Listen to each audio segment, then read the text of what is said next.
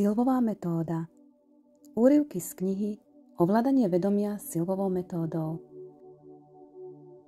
Pokračovanie 4. kapitoly Dynamická meditácia a jej 3 zásadné kroky. Teraz si vyber určitú udalosť, ktorá by znamenala vyriešenie takého problému, po vyriešení ktorého skutočne túžiš, v uskutočnenie čoho dokážeš veriť a čo môžeš očakávať. Vyber si taký reálny problém, s ktorým sa musíš popasovať a ktorý sa doteraz nevyriešil sám od seba. Ako radil José Silva, najskôr sa otoč smerom na juh. Tvrdí, že vtedy sa lepšie orientujeme v čase. Keď sa potom ponoríš do hladiny alfa, urob tieto 3 kroky. Prvý krok. Na svojej pravej strane si predstav v obrazovke alebo vo svojom veľkom zrkadle s lesklým modrým rámom takú udalosť z nedávnej minulosti, ktorá je v spojení s problémom. Iba na krátku chvíľu opäť prežij udalosť.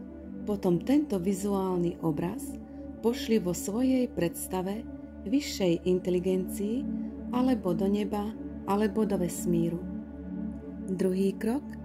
Jemne posuň prázdne zrkadlo pred seba a zameň modrý rám za biely lesklý rám. Teraz si predstav taký výjav, výsledok ktorého chceš dosiahnuť. Predstav si, ako by sa uskutočňoval práve teraz v prítomnosti. Ak konkrétne vieš príčinu problému, zobraz si jeho riešenie. Zobraz si to zreteľne, detailne, preciťuj svoj cieľ. Tretí krok. Posuň výjav svojho veľkého zrkadla vľavo a vytvor si v ňom predstavu už s vyriešeným výsledkom a znovu si to predstavuj detailne, preciťuj to srdcom, použij na to všetkých 5 vnemov, zrak, sluch, čuch, chuť, hmat. Tento výjav preži tak naživo, ako by sa už v skutočnosti stal. Zotrvaj nejaký čas pri tejto predstave a celkom to precíť. Musíš pritom aj túžiť a veriť.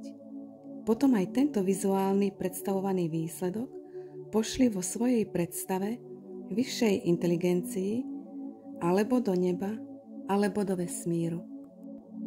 Potom sa pomaly budeš chcieť dostať z hladiny alfa do hladiny beta do aktívneho bdelého stavu. A to tak, že budeš počítať od čísla 1 až 5. Keď dôjdeš k číslu 5, otvoríš oči, budeš bdelý, bdelá a povieš si v duchu alebo nahlas.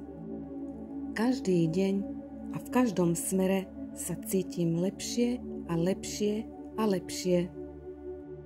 Môžeš si byť istá, že si zapojila také sily, ktoré slúžia na uskutočnenie želanej udalosti. Či to vždy pôsobí v každom prípade bez prekážok? Nie. Preto sa však skúsiš, ak budeš konať podľa pokynov, že už tvoja prvá meditácia na riešenie problémov bude úspešná. Metóda sa časom potvrdí druhý aj tretí raz. Zhody náhod sa nahromadia. Zanechaj kontrolu mozgovej činnosti a bude menej náhodných zhôd. Začni znova a počet náhodných zhôd sa opäť rozmnoží. Pri viac skúsenostiach zistíš, že dokážeš veriť aj v uskutočnenie čoraz neskutočnejších udalostí a počítaš s nimi. Časom a cvikom budú tvoje výsledky čoraz prekvapujúcejšie. Dôležitá poznámka. Pri každom probléme najprv iba krátko opäť prežij predošlé najúspešnejšie zážitky. Keď zažiješ väčšie úspechy, zabudni na predošlé a použij ako pomerný bod lepší zážitok. Takto sa stane riešenie problémov čoraz lepším a lepším. Ďakujem za počúvanie audio-video nahrávky a uvidíme sa pri ďalšej kapitole.